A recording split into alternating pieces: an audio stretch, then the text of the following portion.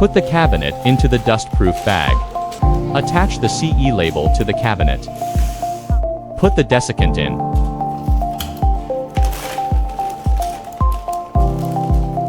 Seal the bag with tape.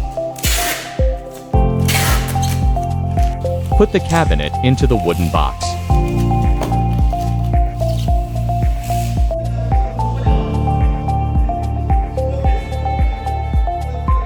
Use foam cotton to protect the cabinet.